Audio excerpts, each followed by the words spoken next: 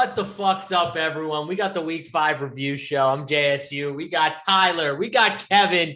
And we're going to give you everything from a lineup review perspective from Week 5. We're going to talk some right and wrongs from Week 5, what we got right, what we got wrong. Before we do that, I'm going to bring in my guys. Tambo, what's up, brother?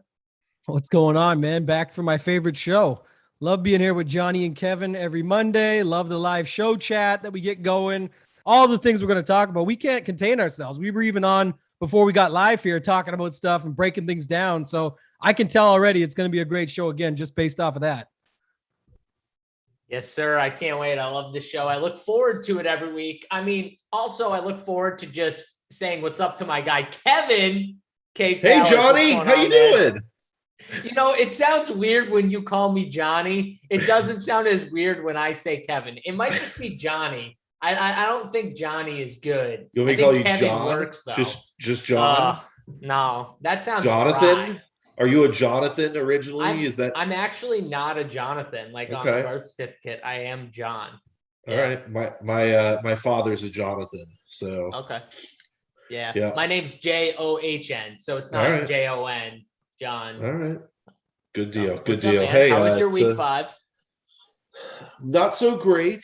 Didn't die, but it was. We were talking about it, and honestly, if chalk hits like Devontae Adams when I don't have much interest in the Cincy Green Bay game, and pieces like that hit, Antonio Brown at high ownership, those guys hit, you're going to see me not winning so much money. I hit the I'll just jump in. I know we talked about it to start, but the pieces we got right.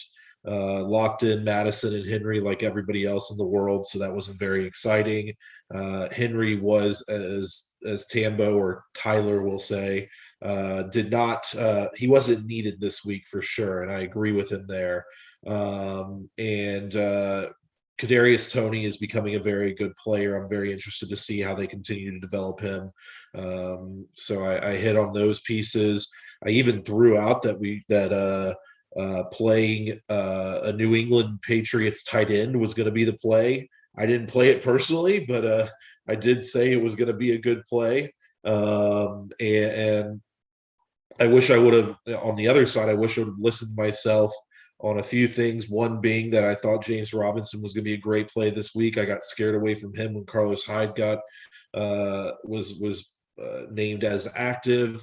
And the biggest mistake I made, and I just went with stats instead of using my just knowledge. I played the Tennessee 3-man that has smashed the Jaguars numerous times.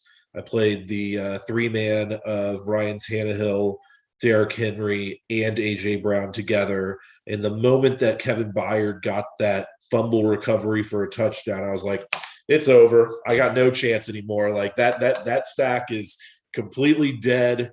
And maybe I'm like, maybe they'll throw a 50-yard touchdown to AJ Brown. And I got that very wrong. The last one, I still played Alvin Kamara. I thought it was a good spot for him against this Washington overrated defense.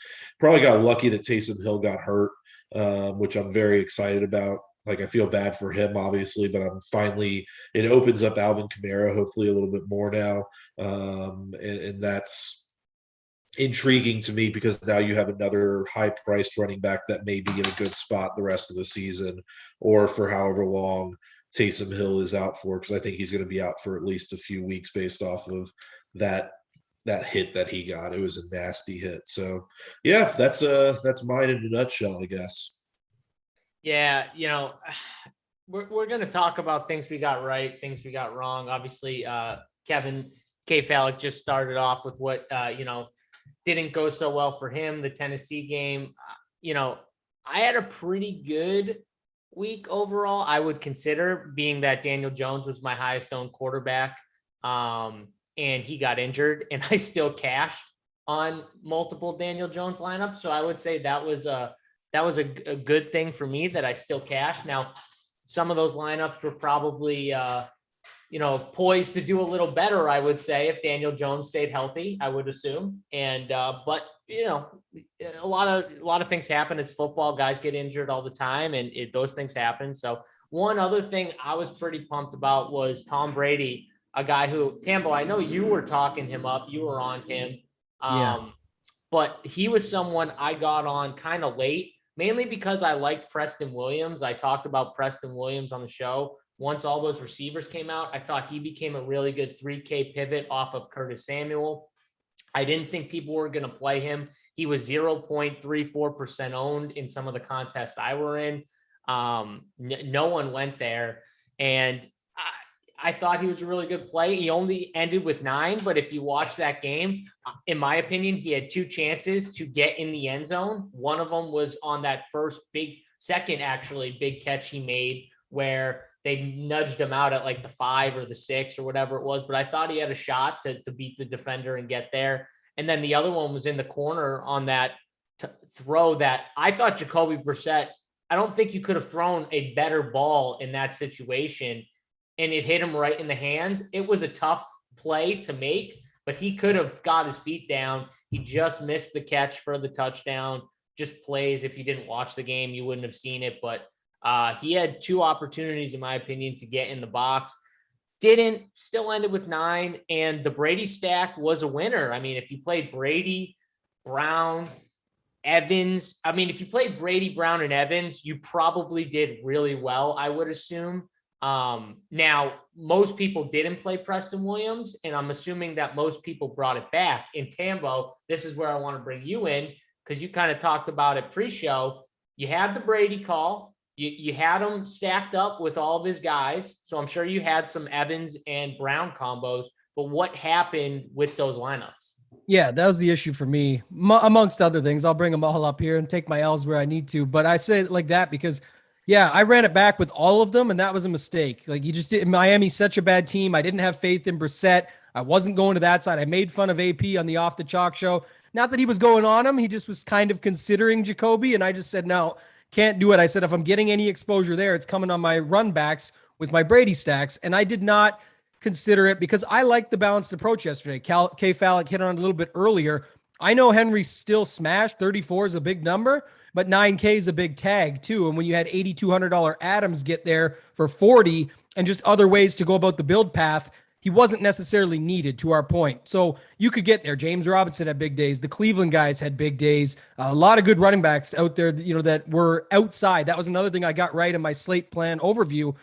Tried to stay away from the running back by committees. Cleveland got there as one, but that's what they do. Them and Minnesota are pretty much the only 2 teams that just run all day and can get there in multiple ways. Minnesota was much easier once Cook went out.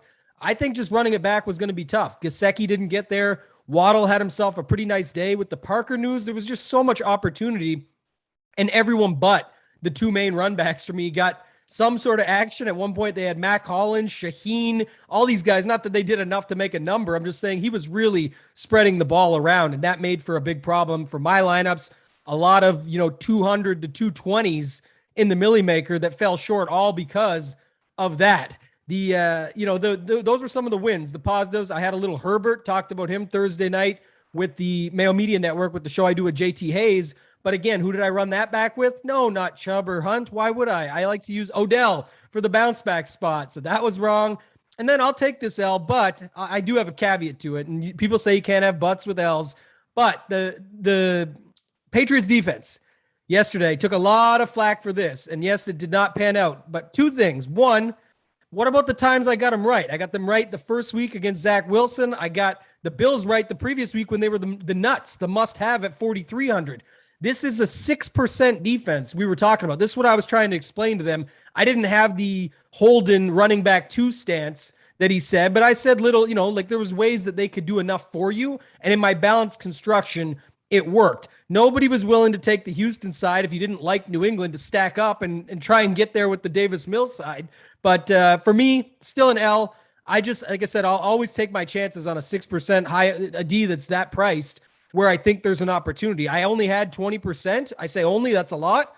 They're my highest owned D. That's why I put them in my core with 3 exclamation marks. That's why I came DFL in the coordinators tournament. My L's came in droves with using them. But I'll stand by my take. I'm not going to swap off them because it's worked other times.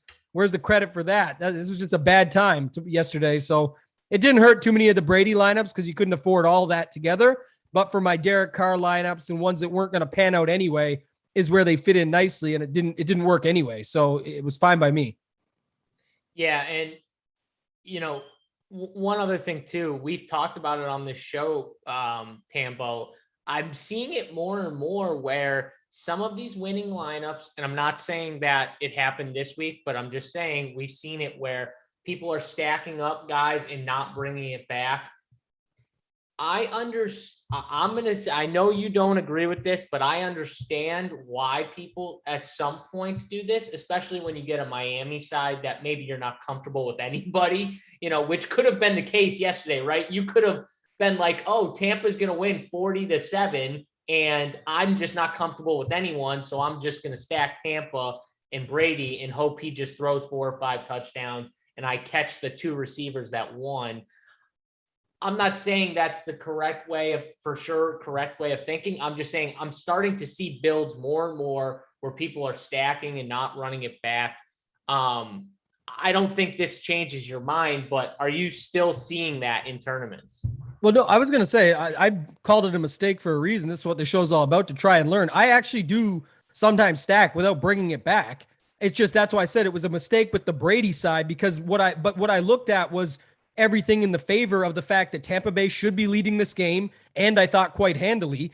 And then you've got Parker ruled out on top of everything else. It was kind of trending that way, but it was last minute. So I thought there's not only a spot that I already liked where Tampa should be up huge, but now my opportunity tree goes to these guys. That's what I'm thinking. And if you look at Jalen Waddle, Levitan posted it earlier this morning. Look at the numbers, the snaps, the slot routes, the drop back, the opportunities there. He dropped a touchdown. You look at Gesicki, targets were still there in a sense, but he was a little bit higher owned. I will take that. I like your Preston Williams call, but it didn't fit a lot of my builds. And I didn't need to pivot off Curtis Samuel because it wasn't a guy. I was building balanced builds, and it wasn't really a guy in the mix too often anyway. I had some Tony. We talked about him on the Off the Chalk show. He made it in across from Lamb, but it just didn't work out in the end. I'm with you 100% though, and I think you got to consider that you don't need to run all your lineups the same way. And what I would do differently is my 20% worth of Brady lineups for 30 builds on 150.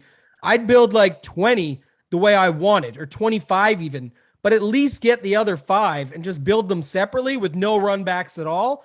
And even then you can sort of dig in, put the time in, find the ones you like. Make sure you've got a Fournette Godwin, Fournette Evans, Fournette Brown, then pick a couple more the other way. Get Fournette out of there and go Brown Godwin, Brown Evans. Even if it's just those, yeah, only one of them would have been pretty live. The other one's maybe some chances. But there's an example of how you can go about and get it done. Even with that example, only one of those had Evans, who smashed at low ownership, but at least I would have had one.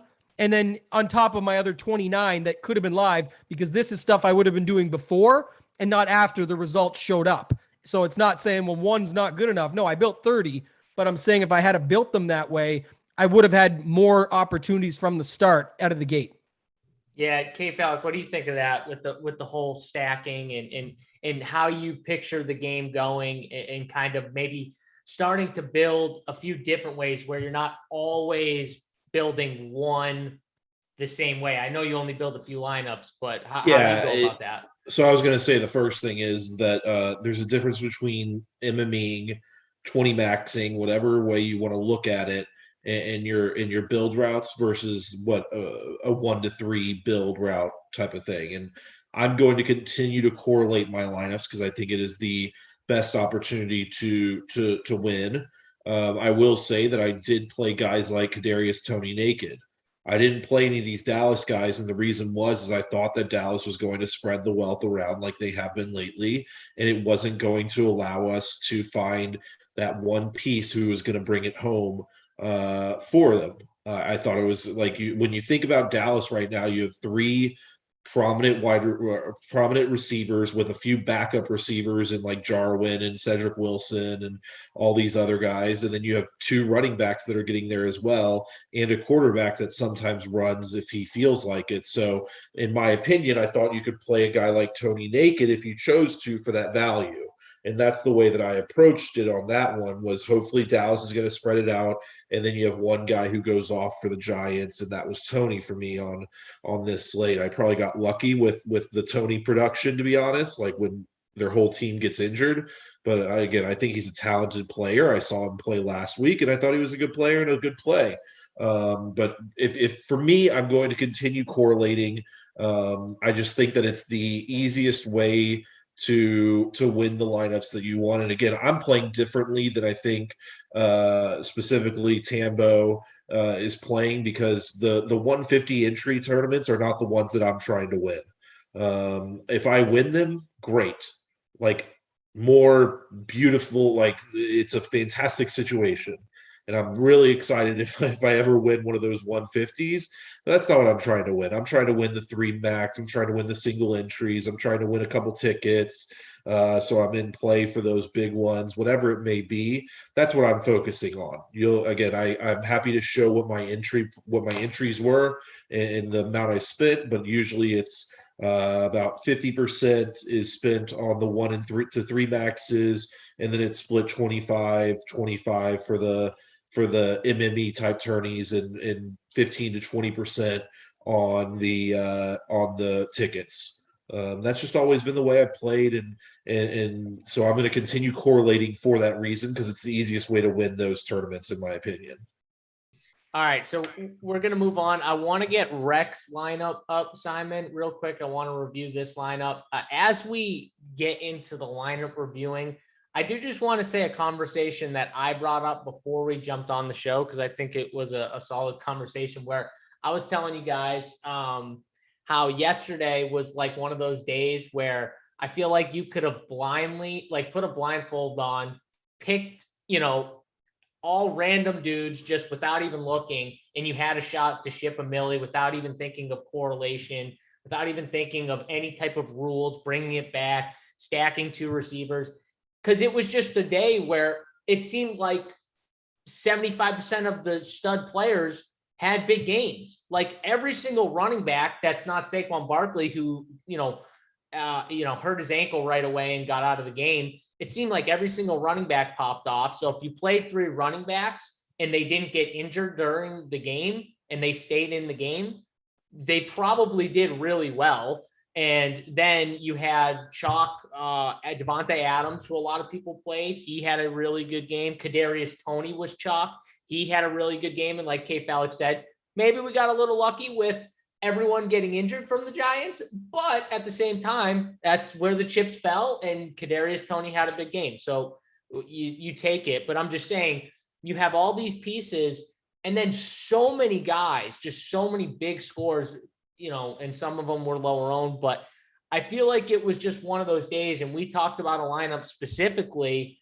where the guy played Joe Burrow, and I'm not going to say his name, but he's an industry guy, played Joe Burrow. Didn't have a run back with Joe Burrow, had Devontae Adams on the other side, but didn't even play Jamar Chase, and had a solid lineup. There wasn't much correlation outside of the Devontae Adams on the other side of Joe Burrow, with no Joe Burrow receiver. And the guy had a big day with his team, mainly because I think he had David Njoku as his tight end, who crushed. But I'm just saying, it was one of those weeks for sure, Tambo, right?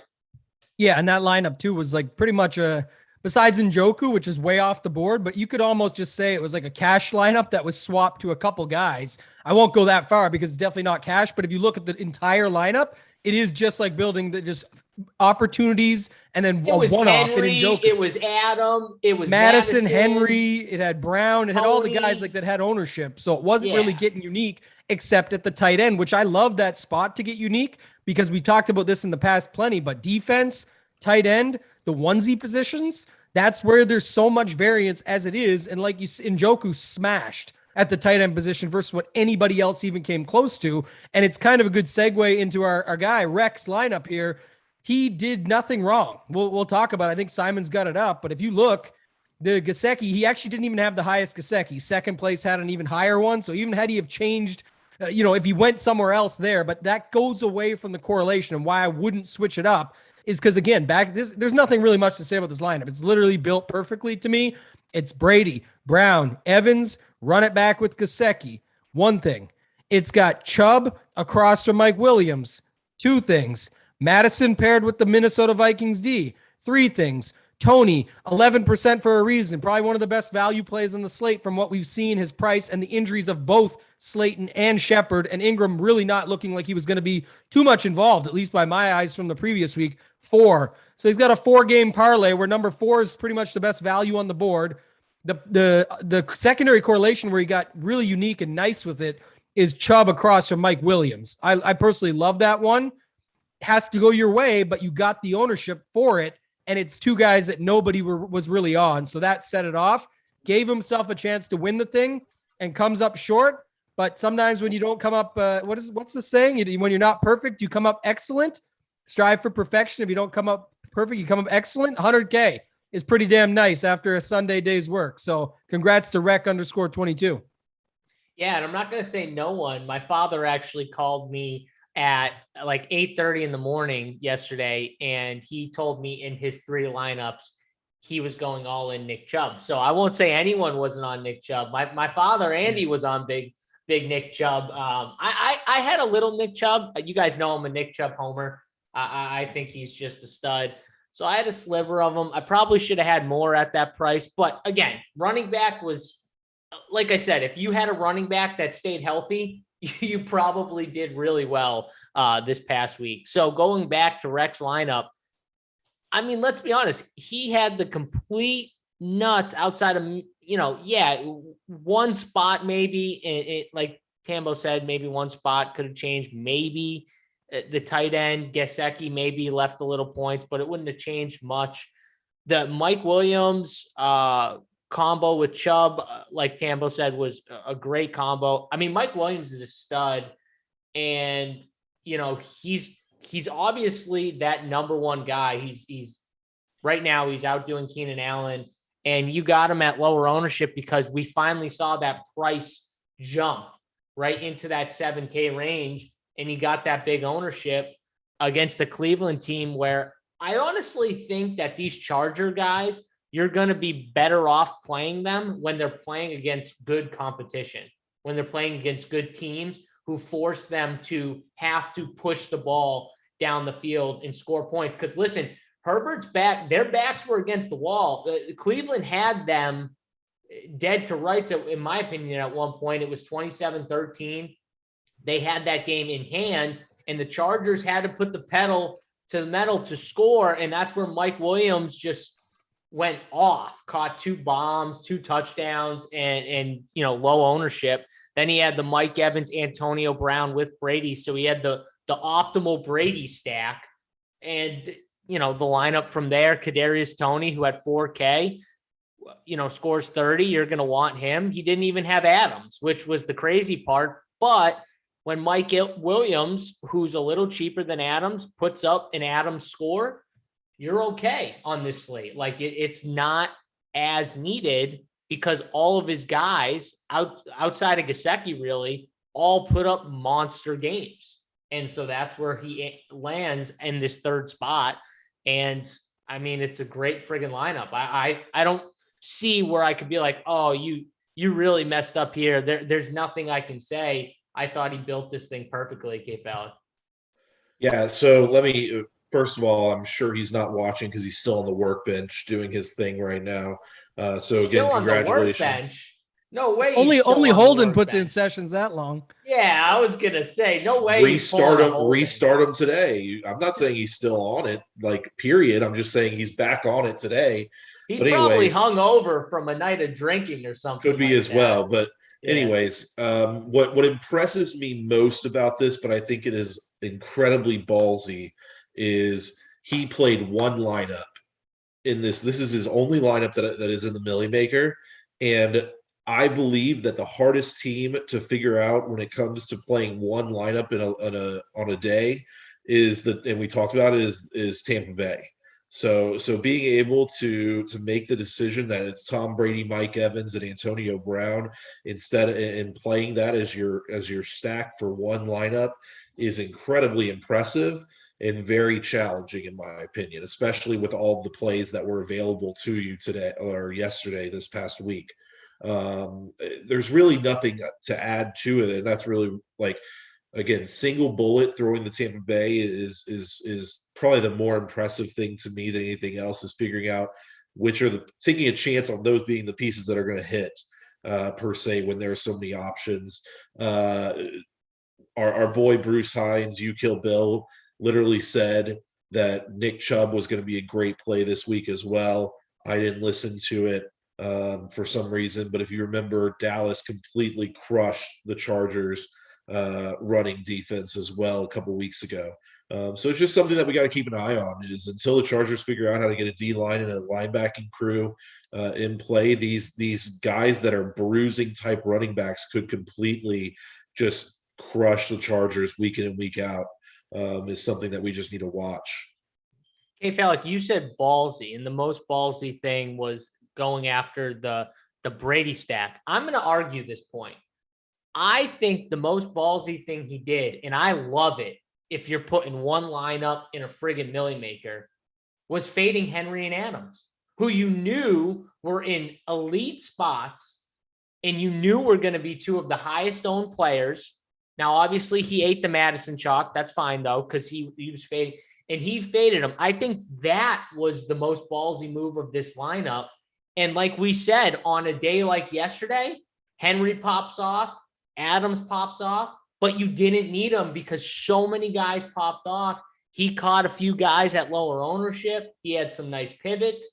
I think that was honestly, I mean, stacking Brady was sure ballsy, but I think that was the ballsiest move, was him saying, I have one lineup. And I talk about this all the time. When you play one lineup and you're just throwing a dart, you don't want to just accept all chalk in that dart and be afraid to build that one lineup. And he clearly built this lineup not afraid to be last. And if you build the lineup not being afraid to be last and it's your one lineup, listen, sometimes you will be last, and that's okay, because sometimes, or one time, all you need is one time, by the way, you're going to be this 100K off of one build.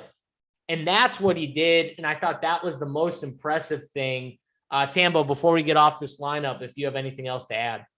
Just two quick things. One, you called it, it's the highest non-Adams lineup. So that just shows again, and Adams made it there this time, but we almost, our own guy, Rec here, we almost went to 3 weeks in a row where the highest scoring wide receiver isn't there with Tyreek and Kupp the couple weeks before. It just proves it again why I'm always still good to fade. I'll take the L on it yesterday because it didn't work out. He crushed, but I'm just saying it doesn't mean you're going to need it. You still need 8 other pieces to go correct with it. Same thing goes for Henry, why I'm always fine to be off these guys or use them in just the way that makes sense most to me. The second thing is, right quick, just to not to add another, misstep into it, but like even arguing about you don't know unless you know what else he played. Because maybe he just threw this into the $20 and plays like K. Fallick and plays the Thunderdome, and that's it. And he just had a very solidified core build that's correlated up really nicely, like we said, where he didn't really go too far off the board besides his secondary stack with Chubb and Williams, but it makes perfect sense. And so maybe he played it everywhere and then just one click added it and said, may as well try and win $1 million with it too, but he had it everywhere else. I didn't dig in and find that out, but that could be the reason he's off of Adams and Henry, to say I'm not going with them in a single entry or a 3 max if he had it there as well. We got to find out. I mean, if he did that, I think it's even more impressive if he played it in higher dollar stuff and he did that, right? I just feel like it's okay. I still love it and think it's ballsy. I agree with both of you. I just say, like, I can see that in a heartbeat where he just says, you know what? I'm going to fade these 2 high-owned guys, kind of like the point I just made, how you may not need them in the end, not to mention this is pre the day starting. It's no, you didn't have these results in the end. So he's fine with it. Says, if they beat me, they beat me. And then just clicks it into the $20. But either way, how rich? Got a lot of money. Hashtag how rich. He's crushing it right now. Yeah, hashtag how rich. All right. I mean, I think we hammered this lineup. Let's move to another lineup. Simon, can we bring up the lineup? I wanted to get this guy. Bring the Noise DK. Can we get Bring the Noise DK's lineup on the screen? I wanted to talk about this lineup. Also, a guy, this was him, I think, in a larger field contest, but he only made one lineup, he told me, and he put it in a bunch of different things, had a really good day. And I wanted to talk about his lineup real quick. So let's throw it on the screen here. As we do that, guys, talk about one other thing. Anything else from week 5 that you guys got right, got wrong as we bring in this lineup? K-Falic, anything else? Yeah, I went through most of the stuff that I was right or wrong on. The big thing was, again, if chalk hits, which I believe chalk hit pretty hard this week for the most part, outside of the 2 running backs. And again, there weren't really, we talked about it, there wasn't really a bad running back play this week. For the most part, you avoided the injuries or whatever. Everybody else that you would have probably played or that I would have considered playing did well. But when a guy like Devontae Adams hits, I have no chance in the slate. So that's the big thing, is for me.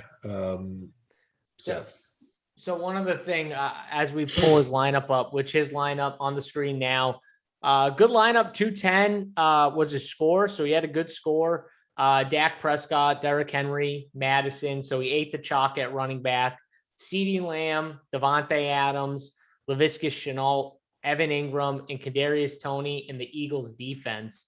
So he went with a quarterback, 1 pass catcher, and then he brought it back with 2 guys from the other team, which I thought was a little interesting. He took 2 of the cheaper guys, Ingram and Toney, with the quarterback wide receiver combo of Prescott and Lamb. Tambo, let's bring you in here. What do you think of his lineup overall? What do you think of the pairing of the QB, wide receiver, and then 2 bringbacks from the other side? So for starters, I'm more than okay with that, especially with the injury situation and the cheap cost. It's almost like a combination where you're saying Ingram and Toney are whatever, 70. I can't even see the prices in front of me now. I know Toney was 4,000. I think Ingram was what, 3,200? Yeah. Yep. Yeah. So you're looking at them as a combo pricing, and you're not going to run it with Daniel Jones. You want to have this, and it makes the other pieces work. I could take flack for the second part I'm about to say, but I don't mind it because you know me. But it's not that I'm going to say this score crushed. It did well, but the chalk smashed yesterday. And to me, this looks like a build where it was like, I got to fit Henry. I got to fit Adams. I know Madison's a lock. What goes around it and correlates? So the build is fine. There's no flack here that I've got with the build. I'm just saying I'll never build like this, and I'm okay if these weeks beat me because there's everybody in the lineup is chalk. Like everybody's got ownership associated with them. There's nothing really that, in my opinion, is going to differentiate you or leverage you enough to take down this large field tournament. I think it's a great lineup for the 153 max or the $100 King of the Beach 3 max 100 man or something along satellites to win tickets. I have no problem with it in general. I'm not coming down on the guy for the lineup. I'm just saying that's my thought process on when I'm building.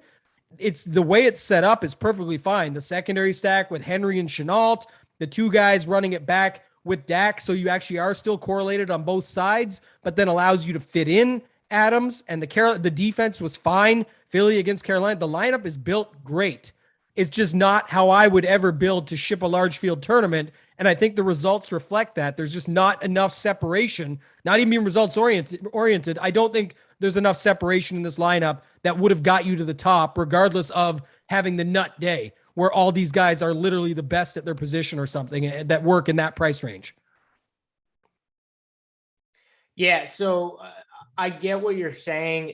Pretty much you have an issue with the ownerships in the large field tournament. You have an issue with the jamming in and the need to fit the guys that they fit, you know, and I know what Right. we said it yesterday, even Big T was saying it. I agreed with them.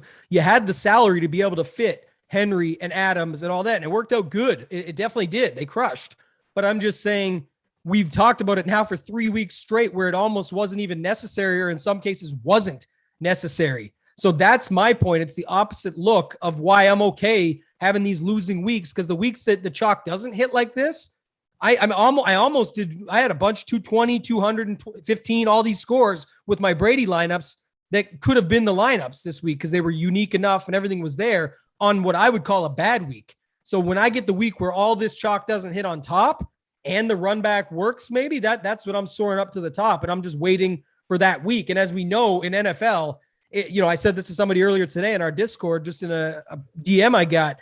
NFL is a different animal. You know this, JSU. Everyone knows this, K-Falic too. But just from it, 1 week can not only change your year on DFS. If you're watching this, you're playing DFS quite a bit to be involved in this content, looking for evergreen stuff, trying to learn from what we're talking about. You're pretty heavily involved. But 1 good week in NFL might not only change your year, but change your life.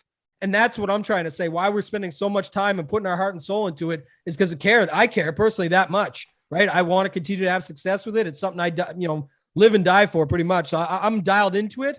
That's where I'm saying I don't see with this build in a $20 milli maker as much as I see it in, like I said, 100-man or something. I love the build. I just have a challenge with the ownership. Tambo, this lineup was his only build. He put it in a bunch of contests. Right. So I think the main issue, I guess the question I should pose to you then is, if you're someone who plays a ton of single entry, 3-entry max, but you build one team, right?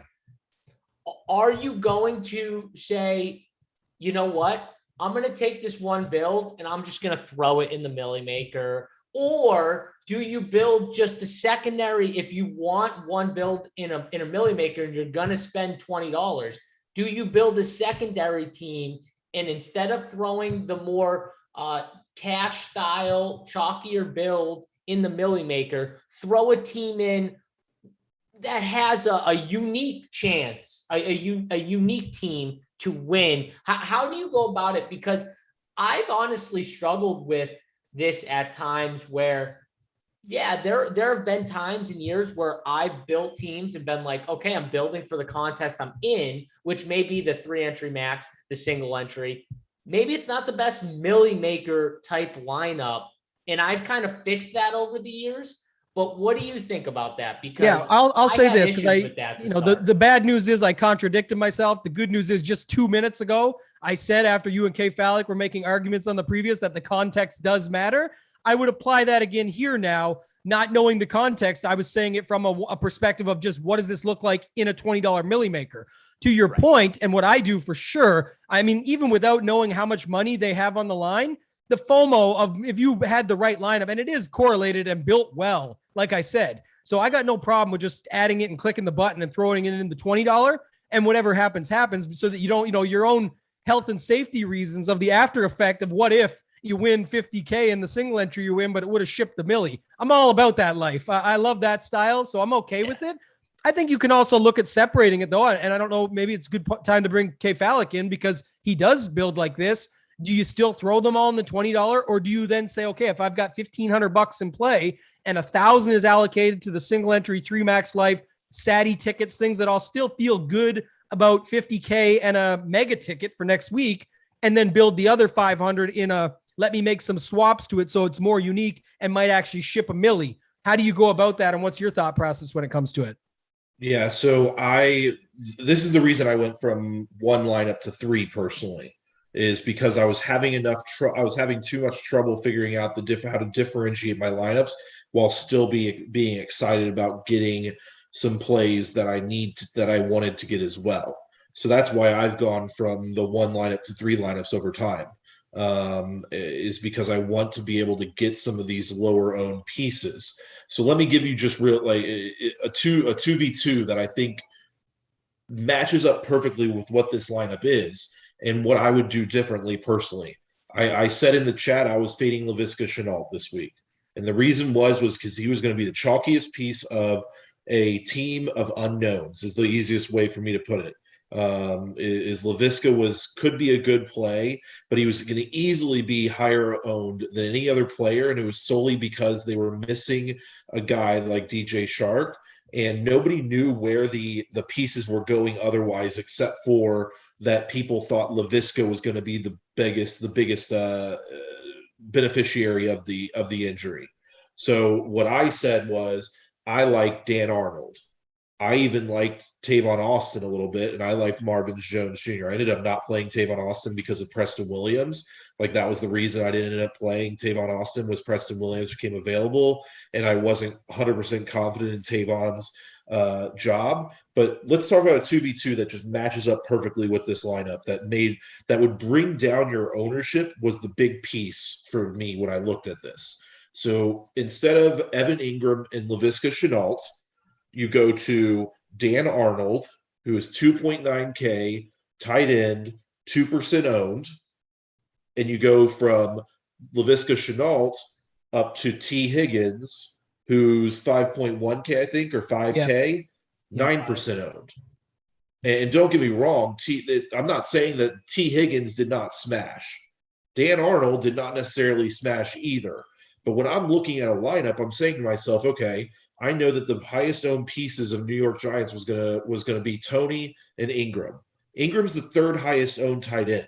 And I'm sorry, but I'm not going to play the third highest owned tight end with the highest owned wide receiver and the two highest owned running backs and one of the highest owned quarterbacks, and then play him with also CeeDee Lamb, who's a high owned wide receiver, and the highest owned wide receiver from the Jacksonville Jaguars. That's just not a play that I'm going to make when I'm playing GPP lineups, whether it be a 1 max, a 3 max, a MME, whatever it may be.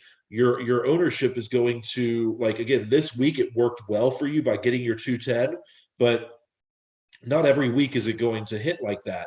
And when it does hit like that, you're still competing against all these other people that play the chalk. And so just playing a 2v2 that I just gave that is fully correlated in the way that you want it to be. My guess is you played Laviska Shenault because you wanted to get into this Jacksonville team that you thought was going to be running behind from Henry, and you have it correlated with Henry. And then you have Devontae Adams, and you possibly you're hoping for a mini shootout there. And T. Higgins is perfectly fits that place of how you want that to work as well. Yeah, he's saying, he's in the chat actually, and he's saying it was a last piece, and I'm sure it helped that it correlated with Derrick Henry too, but he was saying it was a last piece in the build was Laviska Shenault. Now to Shenault, I will say I was very high on Shenault. I thought he was a really good play.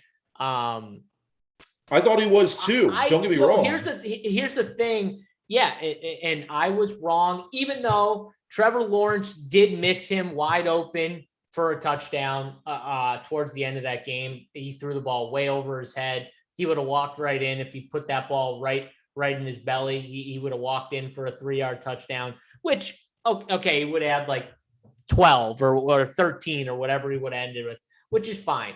But what I'm saying is I think that from an overall ownership standpoint, the 2v2, the way the way K-Falik's kind of describing what he might have done to maybe lower the ownership a little, so you weren't just playing all the chalk in a tournament setting, makes a lot of sense. He did say this is his cash lineup. He played it in cash in tournaments.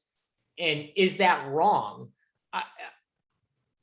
It's the FOMO, right? It depends. In my opinion, I used to do this, and I spent a lot of time thinking about this as I was continuing to be a DFS player. Listen, 5 years ago, I was playing 80% cash lineups, 20% GPPs.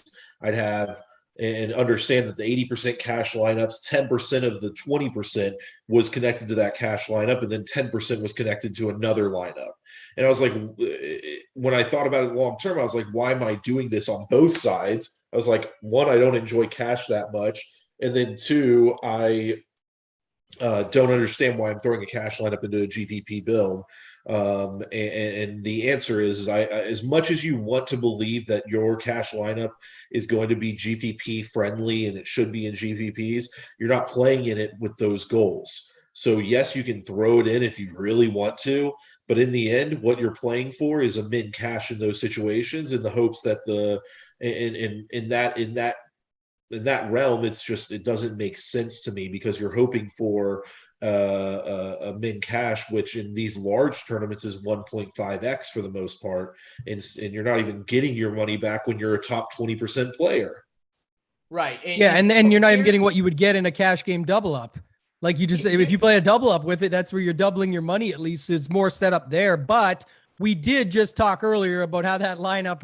What if, so he said Shenault was his last guy in. Well, maybe Njoku was just the guy that made all that lineup work earlier when we talked about it, for the guy that got whatever amount. We're like I said, we're not going to say it, but he had a decent week, a 5-figure week in that. So again, maybe you just play it in there and that's fine. That's to each their own to me. And that's why I said the context of it matters. And that's okay by me. It's just another $20 you're burning. Some people will buy a movie with that money or go to the movies or rent one off the TV or something. Other people will do different things with that money. It's whatever you want to do with it. And I know in daily fantasy, when you're already in that lobby, you've already got it loaded into everything. It's easy just to click a button and add it to that next tournament and say, well, what if it ships the millie? And the one thing I'll just stand by is, like I said, I think the lineup was definitely correlated enough, but you need to have the chalk of all chalk weeks to get to the top, like the other guy that we talked about earlier almost did. So it is what it is. It was built nice. It's just a matter of everything that goes into it that we still talked about here, and that's why it matters. Yeah, I think it comes down to what type of player do you want to be? Do you want to, cash and maybe not ship all the tournaments, but just cash in the tournaments and try and get in the money? Or do you want to win? Because those builds, that's how I look at it when it comes to tournament style builds is I'm looking to win first. And I'm not looking to tie in first. I'm looking to win. I'm looking for my team to be unique enough where regardless of the tournament I'm in, which, well, I don't want to say regardless, because I guess depending on the tournament, maybe some tournaments, if there's only like 300 people, maybe you don't have to be as unique as if you're in a tournament with 5,000 people, or if you're in a tournament with 20,000 people. But you still have to be unique enough so you're not so you are solo shipping. And that's where you got to figure out, who do you want to be, right? Do you want to be someone who's trying to solo ship? If so, it's probably not the best idea to throw your cash lineup into large field tournaments like the Millie Maker for that reason. You could still throw it in single entry stuff, smaller field single entry stuff, 3-entry max. Will you ship them solo?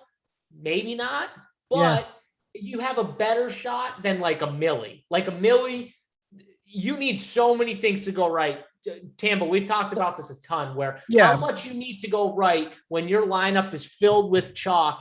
Even if all that chalk gets there, you still then have to beat so many people that also played and jammed in that chalk. Right. So I want to jump in real quick because I think it's not a counterpoint, but just an addition maybe, and this is where we get evergreen with it. We try and keep some of these topics on board here. Is you nailed the last point there, JSU. When you play chalk, you need everything to be perfect. And that's the challenge with why we're okay getting off of it in these large field tournaments. But I want to make one more point, because I don't think there was any doubt in his mind, nor is there in mine, just looking at the build, that he had a unique lineup. I think it doesn't mean I'm right, but I think this is where some people really confuse things. It's not for me at all about him getting a unique lineup by getting off the chalk. I don't think there was any chance he was going to be duped with going with the 1-1-2, the way he had it set up. I mean, very rare and very unlikely on a Sunday with 24 quarterbacks and stacks going in within the 12 games. What my problem is, and I have this in PGA all the time, and I try and mesh and blend things together so everybody can get their own take on it. But people say, oh, I can play all those 4 chalk golfers, and my last 2 are going to be 0.1%. I'm still good. You're good in a way, but you're basically saying you're forcing yourself into a 2v2. And in this situation, and what I mean by that, where you need 2 guys against 2 others because everyone has all the same other guys. In this situation, his lineup, there's no leverage points. So I don't think there's any concern about being a unique lineup. The concern is with that much chalk, how do you get it to be the first place overall best chalk lineup when you have no separation factors like our previous lineup we looked at where we had Chubb and Williams? That game went and shot out to 40-something points on both sides. Came out of nowhere. That's why Rec probably wasn't even thinking he was in the mix until he was literally in the mix to ship the whole thing. Heart in his throat. I've been there. I got a third in the millie. I'm not bragging, just saying. I actually know the feeling. It's crazy. Big T won the millie. I'm sure he could sit and tell you what it's like. Sweating that last little bit out. Lots of big scores you guys have had. It's crazy, but the separation is key. Not just being unique. It's have some separation factors so you actually have a way to get there and close the thing out. Right. The separation point. Very good point by you.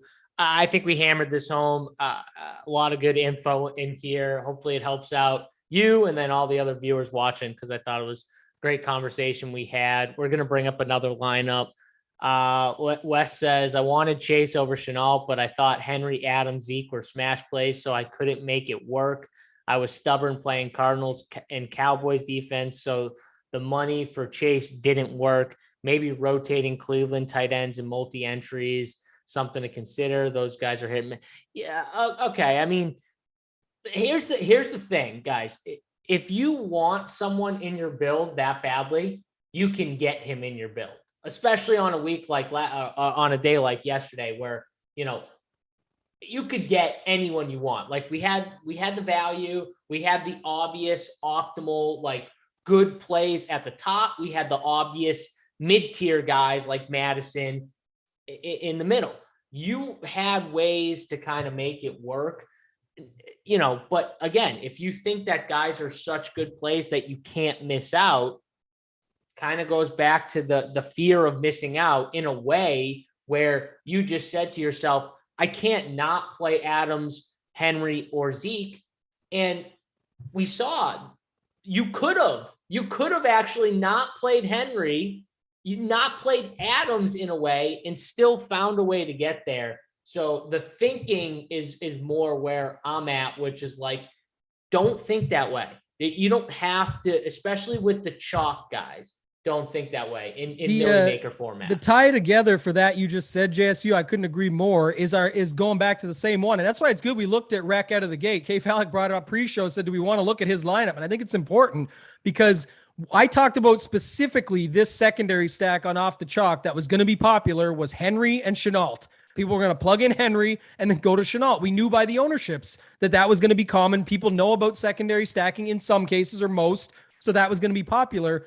All he did differently was Chubb and Mike Williams. Huge separation. And you say, well, Chubb's not going to match or beat Henry. Well, maybe not. He's in an RBBC. We had those situations, but like I said, all they do is run. There was potential. But could Mike Williams absolutely smash Chenault? He could. Were they going to be 1/3 of the combined ownership? Yes. All these factors that you're putting into your head. And that's why you can get away from those things. And it ties in literally everything we just talked about with separation factor. You're still using a secondary stack. You're just looking at a different one and comparing what some of those might be. JSU, while Simon's bringing up the next lineup, Wes asked you a question before that we might have skimmed over, so I'll pose it to you now. He said, JSU, next weekend I'm considering the 3 max 150 instead of the $4.20 max. Let me chime in for 2 seconds. Not the greatest at math, but I believe they're quite different in cost. Unless you're just playing the one, I guess, and you're splurging a little bit extra. But what's your opinion on that and just thoughts in general there? Yeah. So one, like you said, there's a little spot. And Simon, let's get the FanDuel lineup, the only FanDuel lineup we have with the no score, so I can go over that with the people after I'm done here. But so big difference in money, like you said, right? Now, I don't know if you've been playing 20 max this entire time and you want to switch it up. A lot of times what I think people do is I think people will play one way, whether they do well or do bad. They see other people do well in different ways. And they're like, ooh, I might want to dabble in this style, like the K Fallick style, where it's like, I'm going to build 3 lineups and mainly put them in 3 entry max, single entries in those contests, focus on maybe smaller field. So instead of playing like the 5,000 tourney entries, you're focusing more on like a couple hundred, you know what I mean? Where it's not a cash. It's not like a 50-50. It's not like you got to be, top 50% or, 55% out of 100, but it's more of like, a tournament style, but with less entries in it, like 300 entries. I do like building that way. That's how I build. I personally like focusing in on those type of contests. I'm not as much of a multi-entry guy, a 20 max entry guy.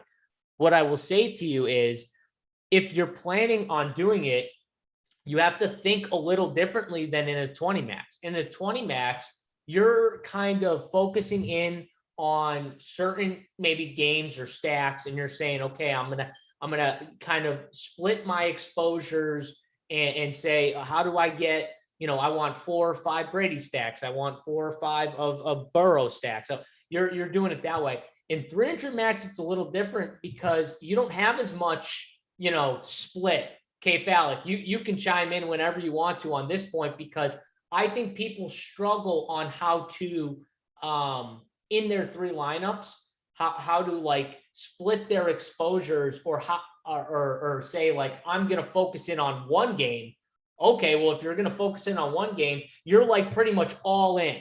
You're saying to yourself, like, you're pushing all your chips in the table onto one game, going into like a poker stance for a second. And in 3-entry max, so I think some people get this wrong, where I want to still have a little piece of something else. It's all about what level of chance you're wanting to take on a tournament as well. It's all about what your goals are. Again, I think that it's the same thing. Like I am a player that does play heavy exposure on my three lineups across the board. When it's going to be with their pieces that I love, I'm going to play 2 or 3 of them out of the 3 and be way overexposed on them and take my chances on being on that overexposure. But some people will choose to play it as 3 very distinct lineups where you know that 2 of them are not going to cash potentially, while one of them is the one that you're running with and hoping will cash heavily. And it's all about personal opinion and what your goals are. And again, it completely depends. This week I sucked and I missed because I played it incorrectly, or it didn't work out, whatever way you want to look at it. But the last week, my stack hit. The game that I was stacking up hit very hard, and then my 2 locks hit very hard as well. So I was able to hit both sides of the coin on that one and had a big day. It is just all about whether you're wanting what your risk is, and understanding that there is a chance that you could have the nuts in regards to what the plays are that you're wanting to play, but also understand that there's a chance that you're going to hit 0 much easier in that situation as well. I personally play it with a lot more risk, while a lot of people, and I completely understand, will play it with their ownership being spread out and not wanting more than 1 or 2 of the same player within their 3 lineups.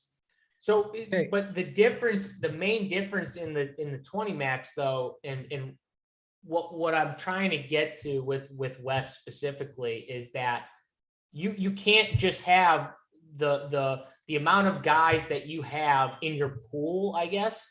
It's lower. You're taking from a basket that is way smaller, right, than a basket in 20 max, right? It's way different, where you have to cross out so many other guys, and that thinking is tough for people to change, is my point. So if you're going to say, I'm going to go from being a 20 max player for like the last year to a 3 max player, well, now you have to get better at being able to say, you know what? I'm not going to be able to play this guy. I'm not going to be able to. Way more guys are going to go into the I can't play than the I can play. And that, to me, is like the hardest thing I think people struggle with, including myself when I started playing, was I had to get really good at being able to swallow, like, okay, I'm not going to play, Derrick Henry in my 3 builds, and I'm not going to play a bunch of good plays. And that's the hardest thing, I think. Yep. I don't know, if you have. Yeah, I want to add real quick, because Wes has been great. He's in the chat. Love to see it. Like I say, he's here to learn. This is awesome. And he gave us some more. As I've said, context is key. I'm standing by it after the previous mistake, but I think it always is important to take into consideration. He said, listen, I'm aware of the costs, but it's a much smaller field.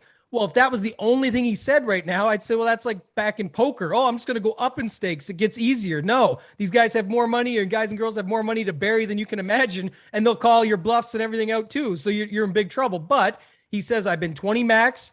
I'm getting very high scores, but they're hard to compete even with the size of the field. Again, you could leave it at that and say, okay, but then I'd say, would you really pick the one really high score of your 20? And then would that have been the one you picked for 3 max? But then I said the right question, I think. How tight is your pool? How many quarterbacks? I think this would be the best place to start, in my opinion, just advice. But if he wants to go and put the extra money in and get after it, first of all, you could start with the $20 3 max. The field's still much smaller, and it's a comparable buy-in. But if you want to go up, it's up to you. I'm just letting you know this. He says normally a core of 4 100% guys and only 3 to 4 quarterbacks max. So I think that's where then you could say, build your 20 max. And this is where I've practiced and tried to get better with things from 150 max to 3 max. You have to make these calls. I'll look at who I'm highest on. So yesterday, Brady, Carr, and then Burrow. That's basically the 3 guys I was highest on. Maybe you want one of each. Maybe you're so high on Brady that he's in 2, and then you pick one of your other guys for the 3rd. Now you said you've got 3 lock plays. Use them and either use them in every one or put them in as 3 of them in the first one, 3 of them in the second one, and your 2 favorites in the 3rd. Do this all by hand. Write it out on paper if you have to. I'm just saying use this as a practice, but I would highly recommend doing it that way. It'll help you get to still what you wanted in your 20 max, but migrate it to 3 max. And then again, with that same recommendation, I would say just add on. If you're willing to go from 80 to 450, go from 80 to 140 and add in your $3.20 max and just do the same exercise and play both for a couple of weeks and give it a shot. But that's how I would go about trying to get better at it, and then see if those scores stay as good as they are and help you do better in the smaller fields as you move up. So let's talk about this real quick, Wes, is just to add on to what Tambo said. I think you're already playing a 3 max structure the way that you're building your lineups personally. Yeah. I think that you're actually challenging yourself more than you should be in a 20 max by locking in 4 guys 100%. So I think that you're almost already playing that way when you're locking in 3 or 4 guys and then rotating between the 3 quarterbacks. You'll listen. The first thing that I remember Tony ever saying, and I've listened to Tony for many years. We've been buddies for a few years, but I listened to him before he even knew I was a human being. Is quarterbacks don't really matter as much as other positions. Quarterbacks you can usually, or it did before, these running backs, these running quarterbacks at least. Quarterbacks you can expect there to be usually a good floor, hopefully a nice potential for a nice ceiling is higher for some than others. But locking in 3 or 4 guys is a 3 max route already, in my opinion. When you're playing a 20 max, you should be playing what Tambo and JSU 60% of those. You play them in 60%, and that becomes your core. Instead of playing 100%, you're playing 60%, and that's your core. Those are considered your core plays. Yeah, and if what he's so. doing is, like you said, he's already so dialed into these lock plays. If you got 4 lock plays, you have much easier decisions in 3 max. You just have to build them out and see what looks best. And obviously, you should be looking for some correlation within the 4 lock plays that you have. Something should start to formulate. Once you get your first one, you can base your second one and third one off of that. Or if you sometimes want to play a little bit crazier, I know guys that do that for their first 2 and then say, for my third one, I got a gut feeling about this Herbert game with Chubb and Mike Williams. I'm going to go off the board and see if it can shoot out. And maybe that's the one that gets lucky like yesterday and does the right thing. It has good intention in mind, but you can go off the board a little bit that way as well. Yeah, I love that style of build, specifically for me, where I'll have 2 builds that are close to similar, but a little different in a couple ways, like and then the third one will be a little off the board from where my first 2 builds were. So that's kind of how I like to build it. That way I can have my convictions on like 4 guys, like I always do, or however many guys I have. I can have my convictions in those 2 lineups. And then I can say to myself, okay, I'm 2 of 3 with my conviction guys. Now let me go off the board a little just because I want to have a slice of this game that I think it might be a lot harder to hit, but I think it has a shot. And I want to have a piece of it just in case. So that's the way I like to build personally. But I agree, he's kind of already building like a close to that anyway. structure. He's just got to adapt and move on that side. And probably JSU NBA's on the horizon here.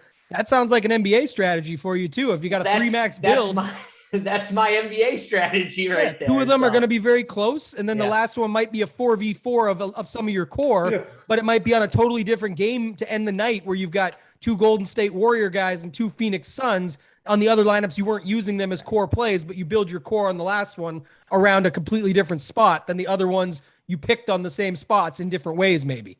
This is why I like my 3 max builds in NBA so much, because I can have my convictions on guys and then still have one lineup in my estimations to play around with, to like really dabble on something off the board. And that's why I'm a big fan of 3-max builds in general. And I like 3-max contests for that reason is, I can build this way. I can do it in any sport, really. It don't matter. I can do it in baseball. I could, really like one game and maybe I stack both sides of one game. And then in the third lineup, I stack a completely different game. You know what I mean? So it's the way I like to build personally, but let's go to this FanDuel lineup here. Finally, we got a FanDuel lineup, by the way, to talk about. One thing we do ask that if you're going to take those desktop screenshots for us, add the score, add your winning score, so we can see it on the screen with the lineup. So I tallied it up.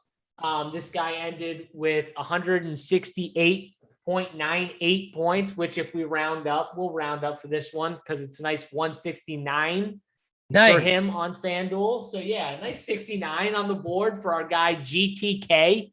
Also, so we can get your username up there. But he had Dak Prescott, paired Dak Prescott with CD Lamb, had a Derrick Henry and Madison combo. So same kind of chalkier combo. Then played Devontae Adams, Jacoby Myers on FanDuel, Dan Arnold, and Kadarius Toney. Kadarius Toney was 7% on FanDuel. Nice little, probably because of the difference in the scoring a little bit with the PPR on DK, but still 7% was pretty nice. He had the 3% on Dan Arnold. So K Falik, maybe you had something to do with that. Maybe he just really wanted Dan Arnold and he wanted a different pairing with Derrick Henry than a Laviska Shenault, who he knew was going to be the more popular secondary pairing with Derrick Henry. So I do think he did something interesting there. K Falik, what do you think of this build? So listen, it's a well correlated build. It all looks really nice except for one piece, and this is where you get into a situation where you make one mistake and it kills your lineup, and this is where I truly believe it is playing Jacoby Myers. I do not understand. It was on FanDuel specifically. Like, what are you hoping in this script when you're playing Jacoby Myers? When you're playing him naked, solo as the wide receiver, and what it says to me is honestly, I listen. I talk to GTK all the time, so I can bust his balls a little bit. It looks confusing to me. Like in this game, what are you hoping? Like if you're not playing any Texans as a run back with Jacoby Myers, you're expecting what? And the answer to me is again. You're playing the route that you're hoping Jacoby Myers is going to be that big score for the Patriots, but I'm not sure that there was anything that led to that thought process except for it was a good matchup. But when you think about Bill Belichick, when you think about how they play, they're playing you, and when they're playing the Texans, if they're playing ahead, they're going to run the ball. Is the route that they want to go. I think you even were a little lucky that Jacoby Myers got 7.6 points. Honestly, because the Patriots were actually playing from behind and looked terrible, and my Texans should have won, but Fairbairn can't kick extra points, and our defense and our coach is an idiot, and our defense can't play defense sometimes in the spots that matter. But in the end, Damian Harris and all the running backs were the ones that smash, and then Hunter Henry, which I thought the tight end position was going to be the one that was going to expose the Texans more than not. But in a PPR, a 0.5 PPR site, Jacoby Myers is a very tough play. Going against the Texans is a very tough play for me to play as well if I'm not running back a Texan or think that the Texans can keep it close with any of these guys. Yeah, I got a point on that, but I want to bring Tambo in here first. Tambo, get your takes in on this lineup, what he got right, maybe what he got wrong, if anything. And then, yeah, you said it was GTK. I was going to say off the top, maybe people are sending you these in confidence and just want their lineup reviewed without their username. I know that's what we look for. We can always, if you want to just send it in anonymously, let JSU know. But I just thought I'd bring that up right quick. The other I thing hope is, I hope if people want them anonymous, then please you should let them me know for sure. They should let you know. Yeah. Please let me know, because I'm Great, going to use your username. Great. We just lost a new another member is gone. GTK is Well, upset at that's us. where the I'm joke just was kidding. going. I was saying, first off, maybe they wanted it anonymous. Second of all, because they don't want K Fallick's harsh ass on them about how bad their play is. Hey, let me stick up for him a little bit here. I don't mind the Jacoby Myers play, especially after everyone was talking. Maybe he took big. I'm out. Tambo, he said, nah, expose me. So he's good. I was in with him. I'll tell you what, the O-line injuries that came out late for the Patriots, the guy had 12 targets the week before. People were, including myself, talking up Damian Harris and the Patriots D. You don't need to run it back. I couldn't imagine a world running it back with a Texan. Like I said, I was all over the Patriots D, but you can always get there through the air and not on the ground. He did have 12 targets. We were waiting for this guy to score a touchdown. We still are. So I won't be as harsh on him. I thought the lineup was pretty good overall. I thought it was actually, the name was hidden because it was K Fallick's burner account with Dan Arnold in there in the mix, and then talking about not using Chenault on the other side. But I don't have any problem with the lineup. It put itself together quite nicely. Didn't have a lot of, FanDuel, remember, you're targeting these touchdowns, and I think that was the opportunity you gave yourself with the one value play in Tony, who was, like I said, probably one of the better ones on the board, but even lower owned over there. And I love the Dan Arnold play, not just because it's Dan Arnold. We've been joking about him the whole show, but more so because even more so on FanDuel of the onesie position at the tight end. I just think having super low ownership there, touchdown hunting, if you will, I think makes a lot more sense. So I really like the lineup overall. It just didn't pan out this week. Yeah. So I'm going to say he was an inch away from a TD. GTK, right. I didn't get the Jacoby play. I'm not just saying on FanDuel, which on FanDuel, I will also say, you want to be touchdown hunting. You want guys that are in spots where they're getting red zone and goal line targets for sure. That's 100%. So the volume receivers are not as valuable over there. I will also say, though, on FanDuel specifically, when you play a volume receiver, that's also why the ownership on them is lower week in and week out. I think that's one of the reasons why Kadarius Toney, who's in this lineup and no one's talking about, it's one of the reasons why he was a little lower maybe on FanDuel from an ownership standpoint than on DraftKings, was he's more of like a possession style receiver, even though we kind of saw he's just looks really good. Honestly, he didn't he didn't get in the box, but he just looked really good. But I'm just saying those type of receivers tend to be lower owned. So I get from an ownership, but I don't know. Like, everyone thought New England was going to win. New England's down offensive linemen.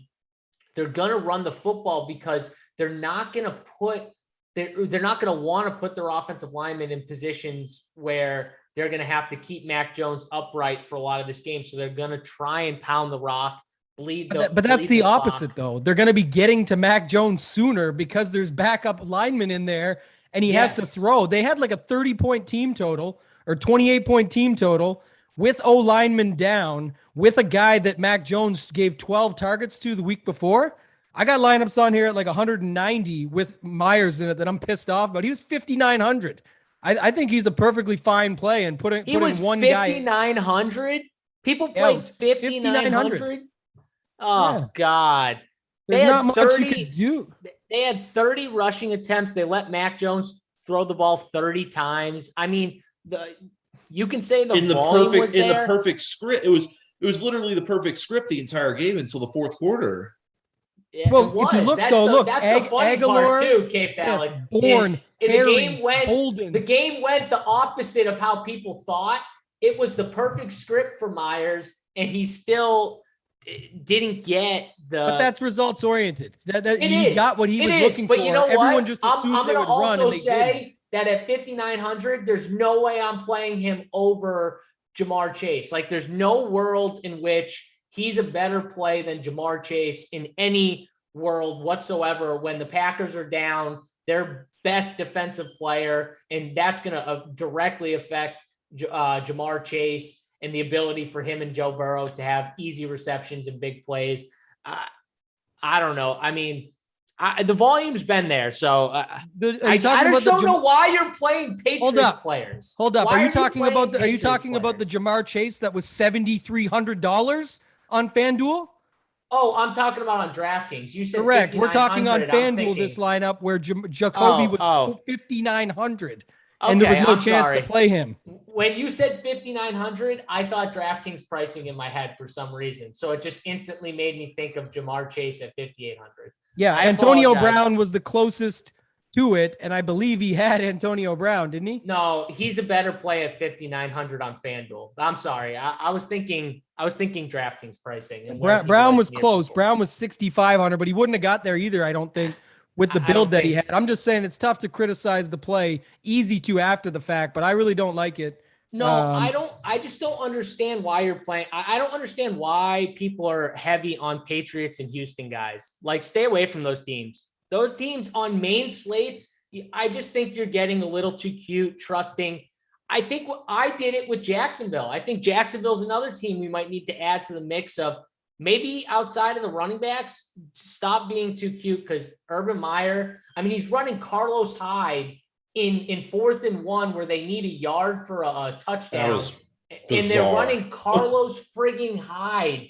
These are the coaches that I think these are the type of teams where you might just want to stay away from in fantasy. Miami too. Main slates. Miami burned me so bad, but I'll just add them to the list. Miami's another good one. No one thought Myles Gaskins. Myles Gaskins, this is like the toughest opponent that he could get from a running back standpoint. Obviously, he caught passes and did really well in that way. But, I mean, he was terrible up to this point, gets the toughest run defense, and absolutely smashes from a fantasy standpoint. But everyone else was like nothing. So I don't want to be results-oriented on the Myers point. One thing I will say, though, to your point you just made. We should be careful of targeting these teams. And I did it with Jacksonville. I think people have done it in the past with Houston guys and Patriots guys. And I think we just got to stop. Yeah, I want to add to your last point because it's good content. I like this stuff. Is that, one thing I've looked at in the past and got better at was that if you look, and by the way, NYG fan just brought it up. Myers was 5,600 on DK. Yeah. Jamar Chase 5,900. People are looking at these as values, 5,900 versus 7,300. I can see that too, but we'll go past that stage. What I will say, what I love that you just said, is when you're looking at one-offs, and Myers was very clearly a one-off here. I really like to try my best. It's hard to do with optimizer rules, but when I'm looking through my stuff, I do like to tie my one-offs like that, especially on FanDuel, to really touchdown dependent guys that can get in the box or have already good quarterbacks and or good coaches, but oftentimes those come as a pair anyway. But I'm looking at those for the reason that, can my quarterback still get them the ball competently? Is there a situation there that makes sense? And are they going to put up points? I don't think it's hard. It's easy to write this play off, though, because the spot that they were in with the team total they were in, which all it is was pass game versus rush game, or maybe to get up to start running the ball. They score a couple touchdowns first. I don't know. I'm just saying I don't hate it.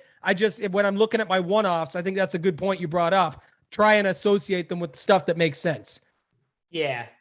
Listen, the volume's been there for Myers, so we can't just completely poo-poo the play as like it was. It wasn't a terrible play.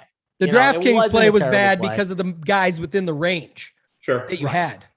Right. Yeah. That's what I meant on DK, not on FanDuel. Like I'm looking at who the alternatives were, and they're just as shaky in regards to why would you be playing them kind of situation. Like you got Hunter Renfrow at 58, who's not a good player. No one's play. leaving 600 where Antonio Brown was like the play. You know what I mean? Like no one was like, he's not like, you have to compare him to like LaVisca, Henry Ruggs. No, you're still on DraftKings again. So Brown was like 600 more on FanDuel, or $700 more. No, that's what I'm saying. I'm saying no one was going from that range to Brown at 6,500.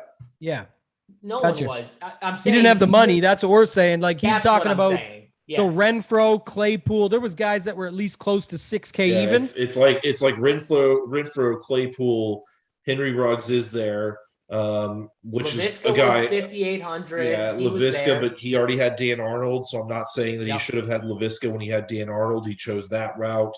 You got guys like AJ Green, you have Robbie Anderson, Jalen Waddle was 5,400. If you thought in that route of like maybe Tampa Bay spreads out the wealth and then you run it back with the Miami piece to with the Miami usage piece and Jalen Waddle, which obviously would have missed, but These ones wouldn't have worked, K Falik, but I like what you brought up there. Another last point I'll make at least on it, but I try and think through these things best I can.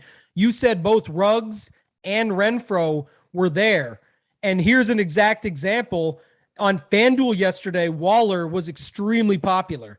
And you already had went with the no Laviska, go to Arnold. One of the guys, and it wouldn't have worked yesterday. We're just saying, and I like Derek Carr. Doesn't mean it's right. It didn't work out either. I'm just saying you could have tied it to a different situation of, in this case, leverage. When everyone was going with Waller, or a majority of people were using Waller on FanDuel, you could have had a different Raider instead of him. And when his work gets eaten up with a Ruggs touchdown bomb or Renfro getting the work, he's almost like a Jacoby Myers in the sense of some slot work and things like that he does moving around, and then maybe he gets in the box. Luckily, that would have, to me, made some sense as well. Just thinking of another way to go about it.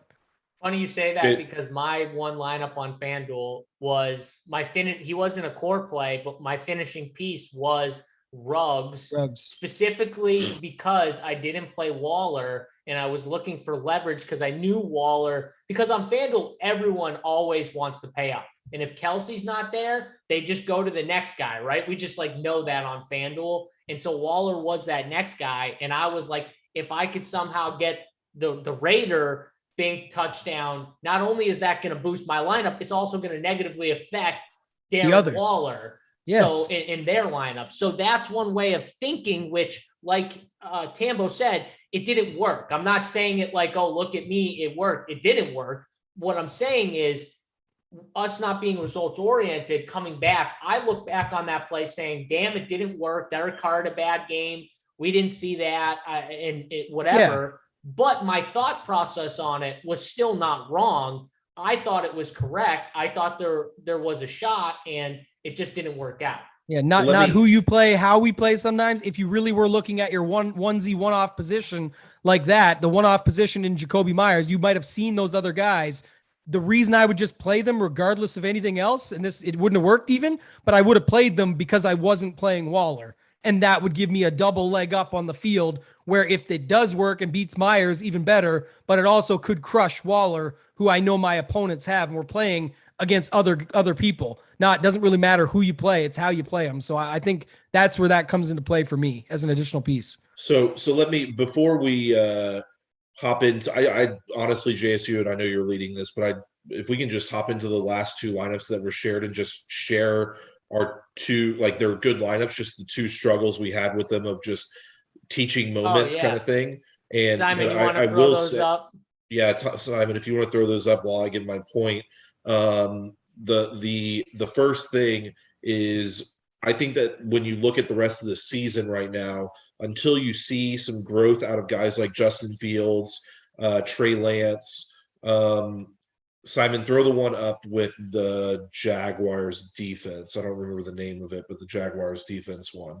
And then, so until you see guys like Trey Lance, Justin Fields, and guys like Mac Jones, Davis Mills, just all these rookies that are playing at quarterback, I think it's gonna be tough to play some of the offensive pieces because they're not both on your team, on the team that they're with, but also the team they're going against, because the offensive coordinators are playing these games slow. They're running it a lot more. So it's going to take a lot for these opposing teams to do well, unless you see somehow that there's going to be just a smash spot. I've been very unimpressed with these rookie quarterbacks personally. Yeah, I mean, the rookie quarterbacks have, they've struggled for sure. So, all right, we got Spanny username. Yeah, we got his team: Joe Burrow, Derrick Henry, Madison, Devontae, Justin Jefferson, Jamar Chase, Ricky Seals-Jones, Preston Williams, and the Jaguars defense at 2,100. A lot in this build I actually do like. But there was one thing, and I think we're all in agreement on it. And K Falik, you can talk about it because we got two lineups and there was a similar issue we had with it. Yeah, this is Tambo's thing that he brought up last week, but I think it's again, I don't we're at the end of we're at an hour and a half, so I think we get in the show in the next few minutes, but I do want to focus in on two learning points. Again, this is Tambo's. I'll take the second one because it's my thing that I focus on all the time as well. So Tambo, if you want to hit this one. But it's very basic. I don't care about the whole lineup. It's just in the difference that, for example, the defense, the Jags D scored as much as the Patriots D. So you got yourself a bargain. The problem was the Patriots D only scored 2 as well. So main thing is playing the D against Derrick Henry in large field. If it's in something smaller field and it makes everything else work and you feel great about your lineup, it's just like I said, it's not. There's times like we've talked in the past about in past years, at least I've talked about, you could play like the D against Jameis Winston because as many touchdowns as he would throw interceptions or pick sixes and they can still get there. It's not the worst thing in the world. I just think there's not really a need or a necessity to do it regardless of what you think it gets you, because there's always, Carolina or Philly was $100 more and you could have got them. They were at least different and they got you 8 points. Like there was just opportunity that it could hold your side back. And if for them to hit their ceiling, it's unlikely Henry does as well. It's very rare that you see them both get there. So that's the only thing I want to add. K Falik, which was the lineup you wanted? The last one? I believe it's a no-name lineup. It's the one that was right above it, Simon. The one that had it was Saints defense was the defense and T Higgins was in the flex spot. So again, I just want to give a quick, Simon, let me know if you have that, if you roll real quick. Okay, great. It's up. Okay. Thank you. So again, we don't need to go over this lineup. It's a well-structured lineup overall. You got very low owned Alvin Kamara, who Tony, I know, was very high on. I was high on him as well. I said Hunter Henry, I think, could be the differentiator for the Patriots in regards to the Texans not being good against the tight end. Like there's lots of things that are working about this lineup, but the one thing that I'm going to just bring up right now, and I'm going to say it so everybody can hear it, is T Higgins in the flex spot would drive me crazy seeing that in your lineup all day. Tony, you had Kadarius Toney, who is playing in the 405 slot, 425 slot, the late games. And right now, with how the TV schedules are done, you have 4 late games. And if Tony, God forbid, something happens during practice, he has a COVID outbreak in the team, whatever it may be, that makes it, they end up making some of these guys active that were expected to be inactive. Daniel Jones goes down in practice, whatever, or pregame, whatever it may be. Kadarius Toney is stuck in that wide receiver spot, and now you're left yourself with just the opportunity of switching between one lineup spot, and that's at the wide receiver. He had no other late games players except for Kadarius Toney. Kadarius Toney should be in your flex spot. No question about it. It could be a waste of your time per se because you end up playing Kadarius Toney, which, listen, in this situation would have worked out for you. But if there's a situation where you're needing to switch or make some changes, you have now limited yourself to 24 players instead of limiting yourself to 36 or so players, whatever it may be, 38 players. So please, if there's one thing that I can say on this is always play your latest guy in the flex spot. That simple. Play your latest guy in the flex spot that you can.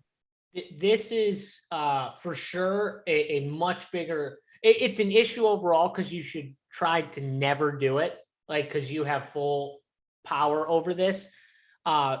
We see it in NBA all the time, and it's even worse in NBA just because the more guys that get scratched and injured and in news that breaks, that changes things. But in NFL, it's still the same thing, and it limits you, right, K Falik? It limits you from being able to switch to a tight end or a running back, or it takes the player pool, and instead of having all these players to choose from, now you are stuck at wide receiver. You can only play a wide receiver, and I know Tony was 4K, so maybe there weren't that many great running backs to choose from, but you don't know. You don't know if there's a tight end that you might have rather had over the other Tony options that now you can't play because you're stuck at wide receiver. So that's why it is a big thing that people should be able to do, because you have full control over this when you build your lineups. You can make sure that the late guy is in the flex spot. Yeah, much more of a habit thing than a this week, this thing. You should just always do it. And with NBA coming up, you better do it, because there's a lot of different ways that things can happen, that you need these things, you need the optionality to be able to get to these other plays. And had it been, let's say, the Cincy Bengals played in the afternoon yesterday, they didn't, but this is just in theory, and Mixon gets ruled out late, and P. Ryan's going to be, I know he just I think he just actually went to the injured reserve right now, or he's getting surgery or something, but I just saw it pop up. But just an example where 4K for 4K, maybe you decide that I want that value play instead. You didn't have any option in this case. And it can really matter if your lineup crushed in the morning and you were up there late in the tournament. You also had the highest owned value play. You would have been forced to pivot to something else below to maybe have a chance to take it down or to hold off for the win or something. So I think it's just a big habit thing for me to always make sure it's done. Optimizers will typically do it for you anytime, but if you're hand building, it means you have less to manage and should absolutely always have it set up that way for yourself. That's bringing in real game theory when you're boxed out by someone and you may want to switch, because the only way to ultimately win first is to not play the guy because the guy ahead of you has him and play someone else. So that's another reason why you should never do it, just so it gives you that opportunity if you want to make that change. But yeah, I mean, overall, it's a big no. What I do, because I hand build, I don't MME. What I do is I actually will take 5 minutes of time, or not even 5 minutes. Like, I'll go through, I will actually make it a point in my checklist to be like, okay, I'm finished building my lineups. I got a few minutes left. I'm going to scroll through and just make sure I have my late guy in the flex spot. And I know all the games that are in the late slot, and I just will scroll through slowly, and I'll go lineup to lineup, and I'll just check and make sure, because sometimes I slip, and I'll make sure then and there that it's fixed before lineups lock. So maybe it's a thing where you make it like its own time slot. Okay, I'm finished with my builds. I've got this time left. Go and just scroll through real quickly. It won't take you that long to flip a guy if you have it. And it like I said, it only takes you a minute to do. So just make sure you put that, maybe you just add it into your process where it's something you do and get into a habit of doing every time, especially if you're a hand builder. So that's that. All right, guys, I think we reviewed as much as we could. If there was any lineup that didn't get reviewed that was sent to me, I'm sorry. I tried my best. We try to review as many lineups as possible. If we didn't get you this week, send us yours next week. Remember, send it to us as early as you possibly can on Monday morning or even Sunday night. You can send it to me. Don't forget desktop. I still got some screenshots, and I had to turn those people away. No screenshots with the phone, screenshots on the desktop, and try and add the scoring too. We want the whole score. If you want to be, as Tambo says, if you want to be kept a secret and not let people know your username or your name, tell me. So, because I'm a blabbermouth and I'll say your name for sure if you don't tell me. So make sure you tell me that as well. It's gonna be a fun week this week. I'm sorry to jump in real quick, but with all these injuries that happened, it's going to be one of those weeks that you got to keep your eye on until that bell rings, pretty much. And I'm really excited for it. God, those 4 o'clock games, it felt like an injury was happening every 5 minutes. It was rough to watch if you had 1 or 2 of those injured guys, but whatever. We'll get back on it this week. Don't forget, NBA starting up next week, next Tuesday. We almost a week away from NBA, regular season NBA. So that's where I'll be jumping on. And I can't wait. K Fallick, we're going to do a show together at least once a week. Tambo, eventually we'll get you in the NBA streets once NFL kind of slows down and NBA is the mainstay. So can't wait. But yeah, let's do it. We'll see you guys tomorrow. Make sure you check out Tony and Hoops Showdown show. It's already up. I'm sorry, Tony and Chops Showdown show. It's already up on the site. If you have any questions or anything, let me know, but it's already up there. So make sure you watch that. Monday Night Football tonight, we'll have all the cores and playbooks by Rubio Dimes, Big T's player pool. All of our cores will be up on the site or in Discord, so check that out. For me, JSU, Tyler, Toe Tag, and Tambo, and Kevin, Mr. K. Fallick. Bye, we John. are out.